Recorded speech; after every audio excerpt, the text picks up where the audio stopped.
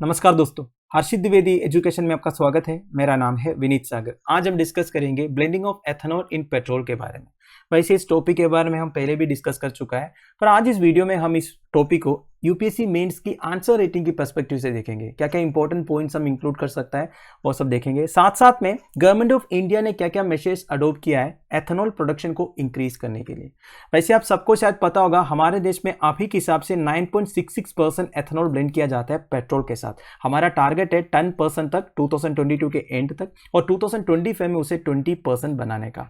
Already Brazil जैसे country में 20% ethanol blending चल रहा है, ये भी शायद आपको पता होगा। तो देखिए, अगर आपसे यूपीएससी मेंस क्वेश्चन में ऐसा एक क्वेश्चन पूछ लिया जाए, examine the need for ethanol blending program in India, what are the present government measures adopted for it, how India can reduce the dependency in crude oil imports with ethanol blending program. तो ये सब सवाल के answer point wise हम कैसे answer कर सकते हैं वो भी हम देखेंगे।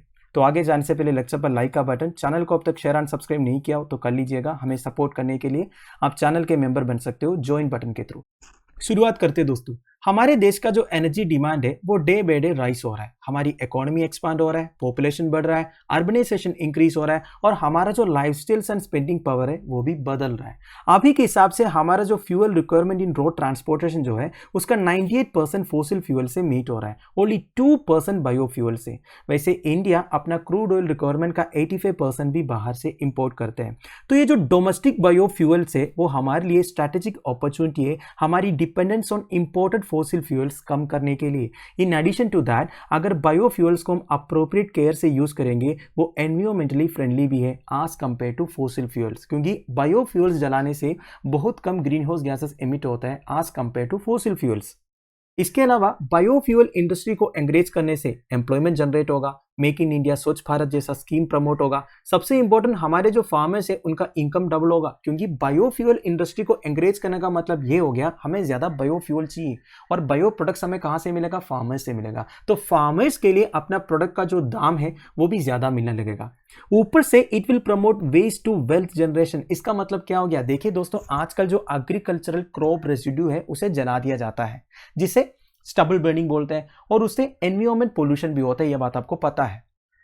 अब ये वेस्ट जो बनता है एग्रीकल्चरल क्रॉप रेसिड्यू, उससे हम बायोफ्यूल भी बना सकते हैं। तो अगर बायोफ्यूल को हम ज्यादा इंकरेज करेंगे या फिर ज्यादा उसका यूज करने लगेंगे तो ये जो एग्रीकल्चरल क्रॉप रेसिड्यू है उससे भी पैसे बना पाएंगे और हम एनर्जी भी बना पाएंगे। अब दोस्तों, एथेनॉल के बारे में कुछ basic details. Ethanol one of the principal biofuels है जिसे नेचुरली प्रोड्यूस कर सकता है बाय फर्मेंटेशन ऑफ शुगर या फिर ethylene hydration. Fermentation of sugar मतलब क्या होता है? देखिए, ईस्ट या कोई और माइक्रो ऑर्गेनिज्म से जब शुगर मॉलिक्यूल्स को ब्रेक डाउन करते हैं ना, उसे फर्मेंटेशन बोलते हैं। इसे एथेनॉल प्रोड्यूस कर सकता है। दूसरा, एथिलीन हाइड्रेशन। हाइड्रेशन मतलब क्या होता है? किसी भी कंपाउंड को पानी से मिलाना, मिक्स करना, उसे हाइड्रेशन बोलते हैं। तो एथिलीन करके एक कंपाउंड को जब हाइड्रेट करते हैं तभी एथेनॉल प्रोड्यूस हो सकता है। वैसे एथेनॉल का कई मेडिकल एप्लीकेशन है, like as an antiseptic use कर सकता है, एज ए डिसइंफेक्टेंट भी यूज कर सकता है। अब दोस्तों, एथेनॉल का मोस्ट इंपॉर्टेंट यूज क्या है? It can be used as an alternative fuel source. यही हमें चाहिए, हमें एथेनॉल को as a fuel source use करना है।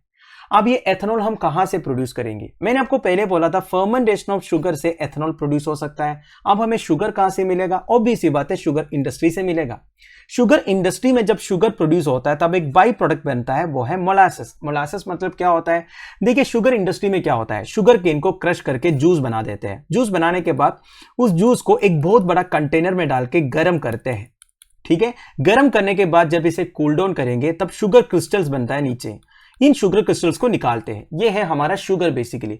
अब इस फ्लूइड से जब शुगर क्रिस्टल्स को आप निकालोगे ना, बाकी जो फ्लूइड बचता है ये है मोलासेस। ये डार्क ब्राउन कलर का होता है।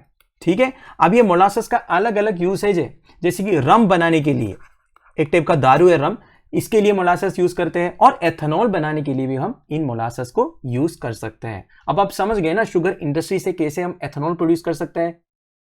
अब दोस्तों, एथेनॉल ब्लेंडिंग का और भी सिग्निफिकेंट एडवांटेजेस है, such as increase in research octane number. Octane number मतलब क्या होता है?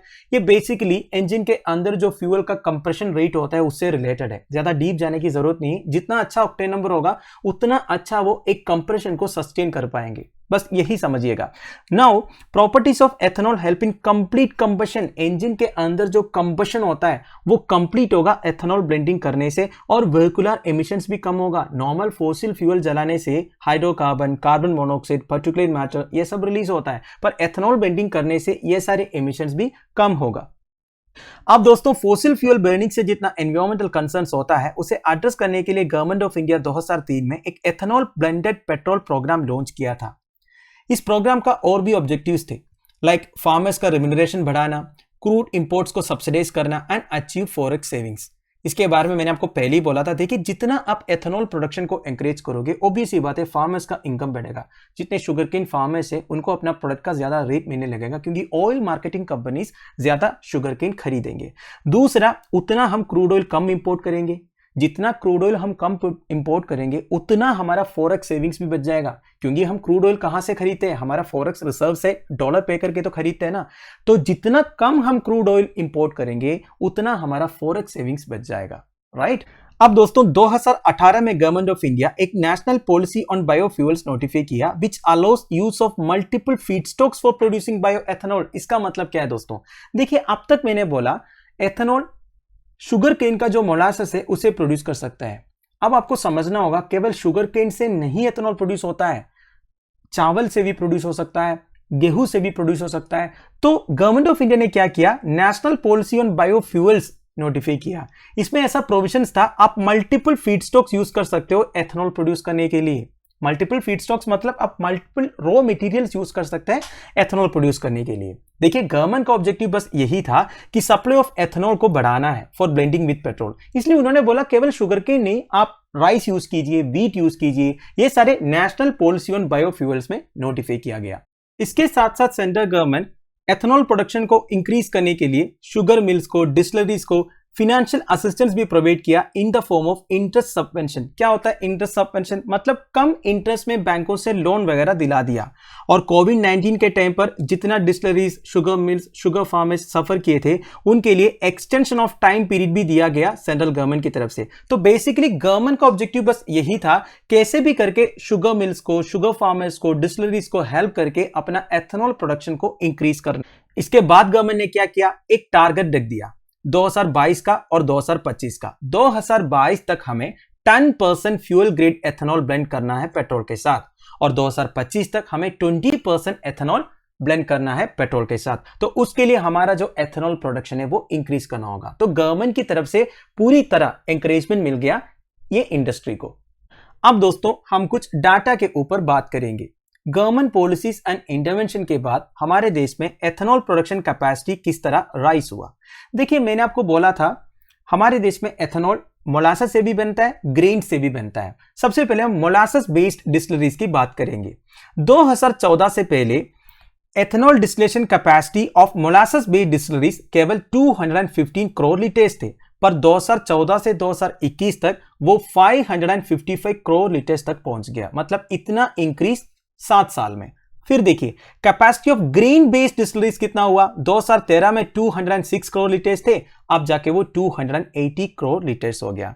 10 टोटल एथेनॉल प्रोडक्शन कैपेसिटी अभी के हिसाब से कितना है हमारा, 835 करोड़ लीटर्स है। पर देखिए ये जो 835 करोड़ लीटर्स है ये सफिशिएंट नहीं है। अगर हमें 2025 तक 20% एथेनॉल ब्लेंडिंग अचीव करना है तो 1700 करोड़ लीटर्स प्रोड्यूस करना होगा।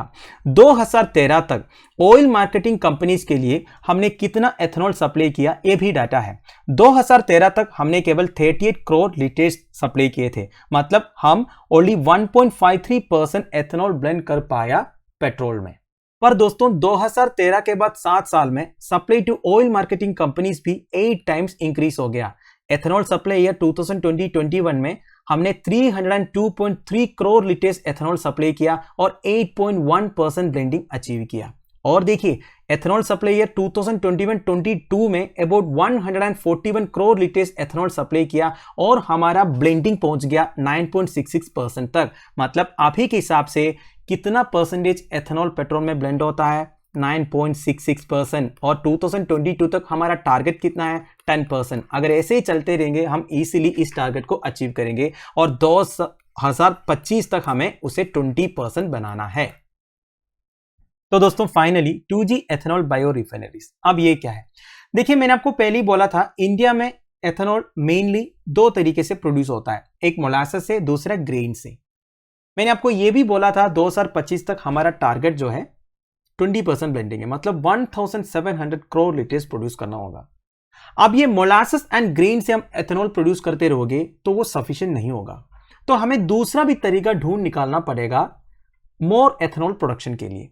इसलिए यूनियन कैबिनेट ने क्या किया, फरवरी 2019 में प्रधानमंत्री जैव ईंधन वातावरण अनुकूल फसल अवशेष निवारण योजना अप्रूव किया। अब ये क्या है दोस्तों, ये basically second generation ethanol production को प्रमोट करने के लिए था।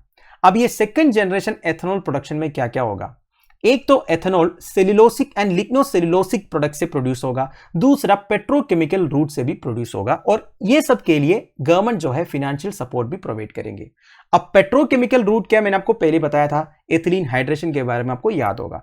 अब ये सेल्यूलोसिक एंड लिग्नोसेल्यूलोसिक प्रोडक्ट्स क्या है, देखिए they are products produced from agricultural residues and byproducts, organic waste, most preferably woody, grassy and waste materials, and biodegradable fractions of municipal and industrial waste. Basically waste material से ethanol produce करने का एक technique है second generation ethanol production.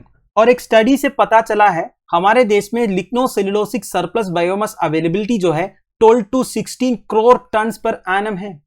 If exploited, this has potential to yield 2,500 to 3,000 crore liters of ethanol per annum। देखिए मैंने आपको 1700 करोड़ की बात किया था।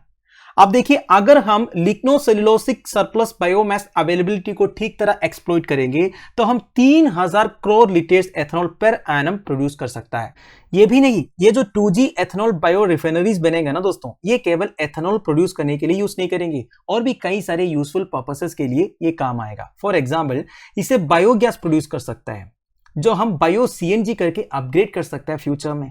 लिक्विड CO2 या ड्राई आइस प्रोड्यूस कर सकता है, जो कोल्ड स्टोरेजेस में यूज कर सकता है, हॉर्टिकल्चर एक्टिविटी के लिए यूज कर सकता है। फिर एश्योर्ड क्वालिटी कंपोस्ट भी प्रोड्यूस हो सकता है। कंपोस्ट बेसिकली एक टाइप का नेचुरल फर्टिलाइजर है, तो ये अगर प्रोड्यूस होगा तो हमारा फार्म यील्ड्स इंक्रीज होगा, हमारा जो केमिकल फर्टिलाइजर कंजप्शन है ये हम कम भी कर सकते हैं। तो इतने सारे यूसेज है 2G एथेनॉल बायो रिफाइनरीज का एथेनॉल प्रोड्यूस करने के अलावा।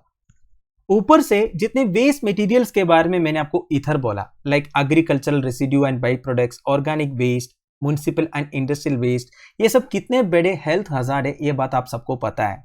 नॉर्थर्न इंडिया में एग्रीकल्चरल क्रॉप रेसिड्यूज को जलाते भी हैं, जिसे ग्रीन हाउस गैस एमिशंस भी होते हैं। तो कुल मिला के ये जो वेस्ट है हमारे लिए सही नहीं है, इसे air pollution, soil pollution, water pollution होता है। तो ये 2G एथेनॉल बायो रिफाइनरीज में जब हम इन सारे वेस्ट को ट्रीट करेंगे और एथेनॉल प्रोड्यूस करेंगे, वो हमारे हेल्थ को इंप्रूव करने के लिए, हमारे एनर्जी नीड्स को मीट करने के लिए कितना काम आएगा आप इमेजिन कर सकते हो। तो दोस्तों that's end of it. I hope आपको इस वीडियो इन्फॉर्मेटिव लगा हो। काफी टाइम लगा इस वीडियो को रिकॉर्ड करने में, आप मुझे प्लीज कमेंट बॉक्स में बता दीजिएगा आपको कुछ सीखने को मिला या नहीं। आपके मेंस के आंसर रेटिंग में जरूर कुछ इंपॉर्टेंट पॉइंट्स था इस वीडियो में। सो लेक्चर की PDF एज यूजुअल आपको टेलीग्राम चैनल में मिल जाएगा, जिसका लिंक नीचे प्रोवाइडेड है। Thank you for watching, bye bye, have a nice day.